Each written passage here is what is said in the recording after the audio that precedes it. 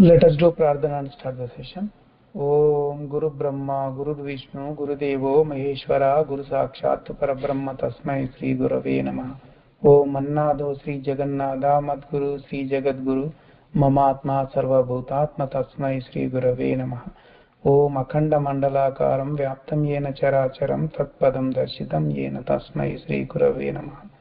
The only Guru of three religions, Traitatiram originator, sensational writer, Hindu virtue donor, the emperor of spiritual kingdom, Sri Sri Sri Acharya Prabodhananda Yogeshwar. We are learning Traitatiram Bhagavad Gita interpreted by Sri Sri Sri Acharya Prabodhananda Yogeshwar. We are learning the last chapter from Traitatiram Bhagavad Gita, that is Moksha Sannyasa Yogam. Last week we learned from 7th to 9th Slokams. Let us recap the meaning what we learned. We came to know that 7th and 8th Slokams are fabricated Slokams since they are against the notion of Lord Krishna. Lord Krishna, whatever he preached us about the Karma Yogam, these two Slokams are against the notion of that Karma Yogam itself. So, what they wrote over here is prescribed actions should never be renounced. If by ignorance one gives up the prescribed action, such renunciation is said to be the tamasa renunciation.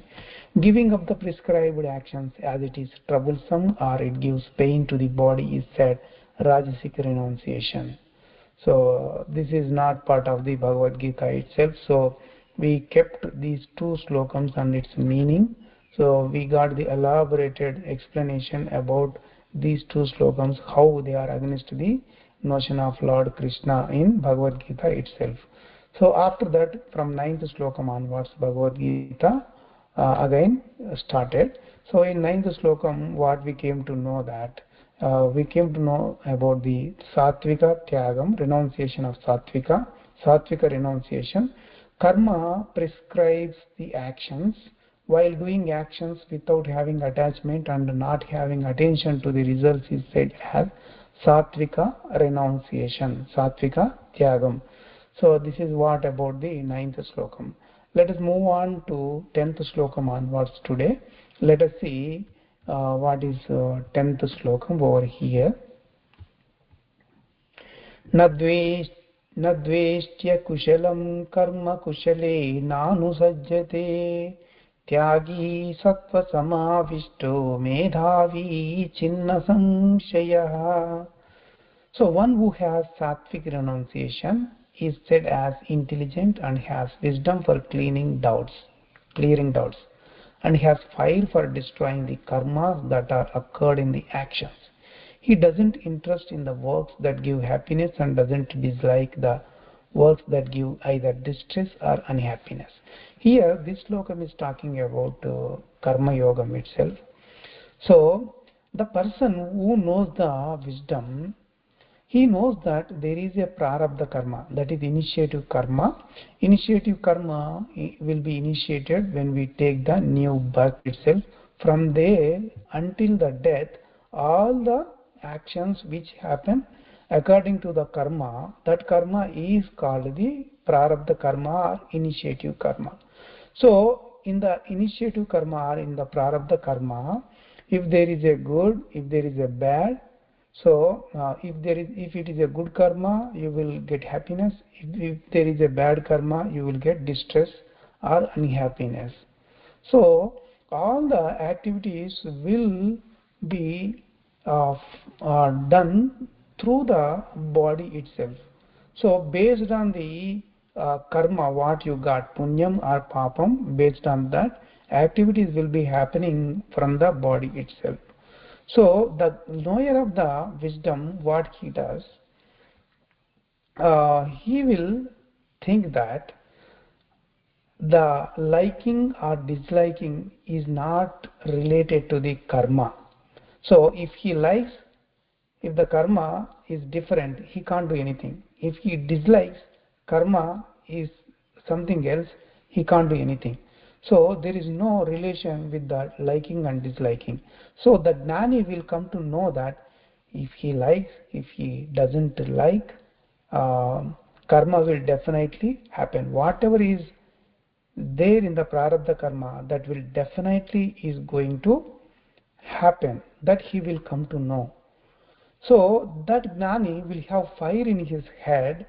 That fire, the wisdom fire, will burn his agami karma, future karma itself. So that future karma is going to happen through the actions, right? So every action invisibly will have the result. That result can be a punyam or papam that may going to get attached. So when you become gnani, when you know how the actions are happening, when you detach from the results of the actions, you are no way attached to the karma itself. So he doesn't feel envious on the inauspicious actions and doesn't desirous of the auspicious actions.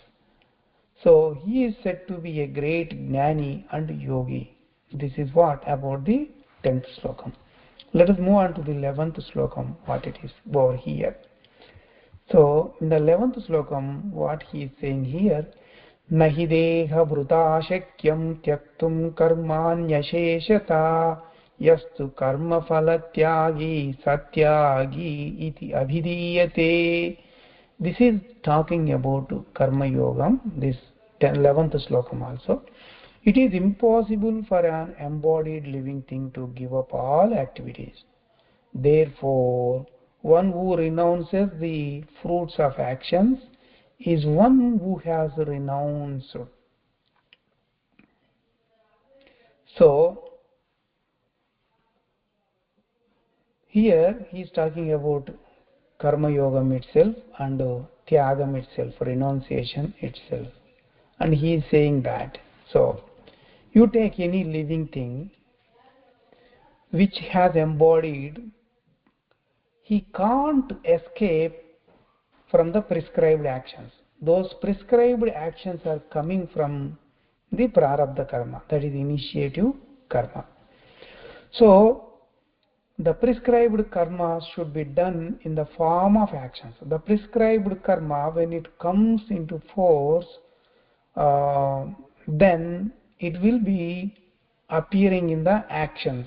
So actions will be executed according to the prescribed karma, that is prarabdha karma.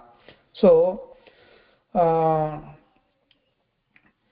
if somebody says that he doesn't like to do prescribed actions, he is not interested to do the prescribed actions, then we can say he is not a knower of the wisdom itself. He is an ignorant. Okay. However, he likes or dislikes, the actions must happen through the body according to the prarabdha karma. So if the prarabdha karma contains good and bad works, it must be executed. No way to escape from that. So, and also it is not possible to do only good works and not to do bad works. Similarly, it is not possible to do only bad works and not to do good works. You cannot escape from prarabdha karma. So when a karma comes into force that will activate the action to be happened, that action must happen from the body. Nobody cannot escape from that. Man moves by the karma as a puppet. Okay, how karma, it's like it will press the button and the toy will do the actions, right? Same kind of thing. So he must be done all works. The Gnani knows all this process. He knows how the actions are happening, how the prarabdha karma is initiating the actions to happen. So all the things he will know. Then he will do the activities, but he does not get attached to the results of the action. He doesn't get attached to the agami karma. He knows completely about the karma yoga system, and he experiences the happiness and sorrow from the actions happening because of the prarabdha karma, but he will not get attached to the agami karma. So he is called Tyagi. That kind of Gnani is called Tyagi. He practices the old karmas. He practices the old karmas and makes the new karmas without attaching.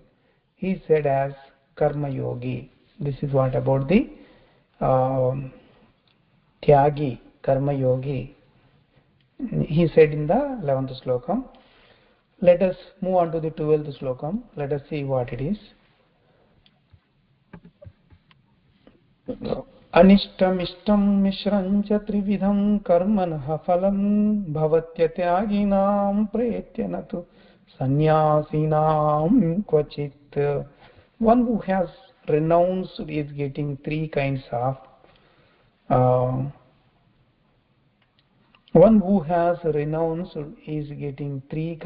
karmas that are desirable, undesirable, and mixed after death. So one who has renounced means the person who is not a gnani, who did not renounce the who did not renounce the fruits of the actions that we have to consider here. So he is getting three kinds of karmas: desirable, undesirable, and mixed. So after the death he is going to get. But the one who renounces doesn't have any such kind of karmas. So in our daily life, if there is an ignorant person, an ordinary person, he will be doing the actions, right? While he is doing the actions, so according to his prarabdha karma, he will be performing good karma, bad karma, mixed karma, all three kinds of karmas. So since he is an ignorant person, he doesn't know how to renounce the fruits of actions. What he will do while he is experiencing happiness, sorrow, and mixed results, he will be again getting attached to the karma since he is an ignorant. So after his death, he will again get the new birth. In the new birth, again he is going to experience all three kinds of karmas. Right. So if that is about the ignorant person. If a person is a gnani, knower of the wisdom, and if he is a karma yogi, he will be very, very careful. While he is experiencing the karma, he knows that how he is experiencing the karma, that is because of the prarabdha karma, good works, from good works, happiness, bad works, sorrow, and with the mixed work, he will be experiencing mixed happiness and sorrow, kind of mixed results he is experiencing. But he will know that how to detach the agami karma, how to detach from the agami karma. He will be doing the activities in such a way that he is not going to attach to the new karma. So he will not have any karma for his next birth. Okay. So that's what he told about the karma yogam in the 12th slokam as well. Let us end the session now here at 12th slokam. Let's learn about the 13th slokam in the next week. Okay. So let us do Mangala Prarthana. Om Mangalam Gurudevaya Mahaniya Prabodhatmane. Om Mangalam Gurudevaya Mahaniya Prabodhatmane. Sarvaloka Sharanyaya Sadhurupaya Mangalam. Prabodhatmanam to everyone.